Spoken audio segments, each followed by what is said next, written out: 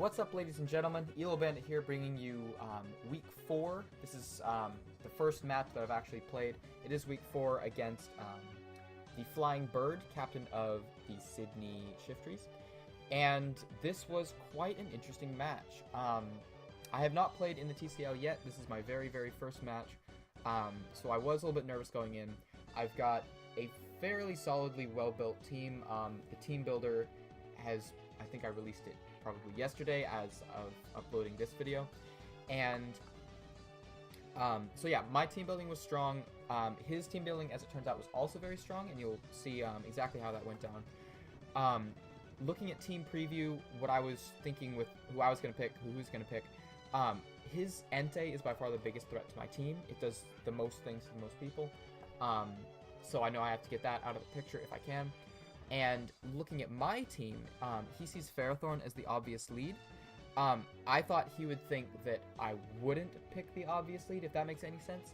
So I made the counter play, the obvious play, and I started with Ferrothorn, which turned out to bite me in the ass because he led off with his Entei, which was a good play.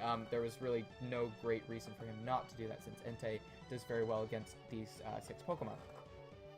So I figure here he's probably not going to go for a fire move, since I've got such great switches. Not really. But I did not think that he would be able to one-shot me, since I do have an Aqua Berry. I am running the berry that produces a fire move. So he does actually go for Sacred Fire. And I do tank the hit, but he does get the burn off. I do get my rocks up, but I also go down, unfortunately. I am able to bring in my Volcanion to force him out into mid-champ. And I should stop it really quick to point out a couple of things. First of all, I absolutely needed rocks up because Entei is by far the hugest threat to my team, and rocks chunk him. They do 25% of his health, more or less, when he switches in. So, yeah, that was absolutely essential that I got those up, even if it meant sacrificing Ferrothorn. Secondly, this is a Specs Volcanion set, which is why Steam Eruption is doing so much ridiculous damage. Steam Eruption does a ton of damage throughout this match. You'll see Volk was probably the most effective Pokemon that I ended up using. So here he brings in his Jirachi, and what I was really doing there with that U-turn is checking for a Scarf or not, because I was fast enough to outspeed any non-Scarf variant. But if he was Scarfed, he would have outsped me. And I was running Inner Focus, so I wasn't afraid of any flinches. I just wanted to get out and into my Volcanion. As he reveals that he's not a Scarf set, he's in fact a bulky leftover Stealth Rock set with Thunder Punch, as he reveals here. So I go ahead and hit him up with Steam Eruption, absolutely demolished. But he does bring in Entei, and I am terrified of this thing. It does miss a Stone Edge, and I also get paralyzed. So really nothing happened that turn, except he locked himself into Stone Edge. Now, he does get a crit here on my Electros, which is very unfortunate. But now I am able to bring in my Crobat as he switches off into Alomomola. I get a Brave Bird off. I was aiming for Entei there, wanted to get some damage off before I could possibly bring in Weavile to take it down to enough health that Lopunny could finish it. But either way, this worked out alright. He brings in his Alomomola, and I plan to set up on it with my Mega Lopunny. I was running Power Up Punch, Drain Punch, Ice Punch, and Heal Bell. So essentially, I could boost up my stats, I could heal up, and I could remove any burn or toxic that he might put on me with Toxic or Scald. So here, I should have played around his Protects better. I do get some health back with Drain Punch. I'm boosting up my stats a bit. He wishes here, so I'm able to predict his Protect and just go straight for the Heal Bell. Not a big issue there, as I do go for another Power Up Punch. He takes the opportunity to Toxic me again, and I figured he would go for Scald here to try and finish me off, but he makes the obvious play and goes for Protect, meaning my Drain Punch does nothing. He switches off into his Bandit.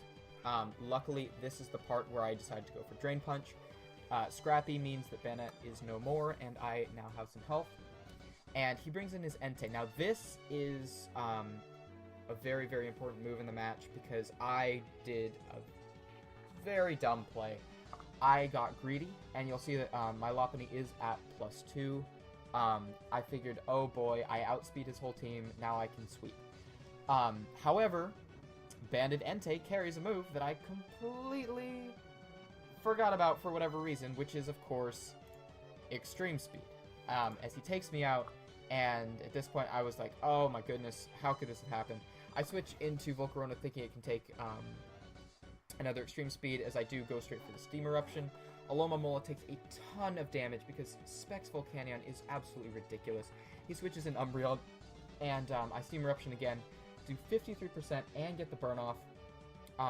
So was lucky in my favor there, but I don't think it really mattered for this 2-hit KO, since he does decide to sack Umbreon before bringing in his Entei and aiming a Stone Edge. I do switch off into my Crobat, sack it off, and I go straight to Weavile. I aim a knockoff at him, but he goes into Alomomola, which was the correct play.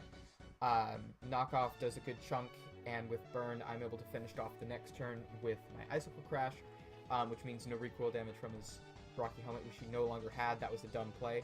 I just risked essentially missing for no reason. But his Extreme Speed Entei is enough to finish off the rest of my team. And that is the end of the game. Sadly, I did not win this one. It was a very, very close game. He finished me with literally a 1 HP Entei. But yes, very, very well played on his part. I feel like the big mistake I made, of course, was not switching off, sacking my Crobat during that Extreme Speed. I could have definitely turned the game around there, but I, for whatever reason, I thought that I could take on the rest of his team with my Mega Lopunny. Completely just spaced about Extreme Speed. I guess it happens to everyone, you just make dumb plays, but I didn't really want to make such a big mistake in this match, since I put a lot of preparation into it. But he definitely deserved the win. He put a lot of effort into his team building. I did too, but he ended up playing better than me in this match. There is no doubt in my mind that he had deserved this victory. So, fantastic game to TheFlyingBird, aka Budgie14, aka the coach of the Sydney Shiftries. That'll be the end of the video, so thanks for tuning in.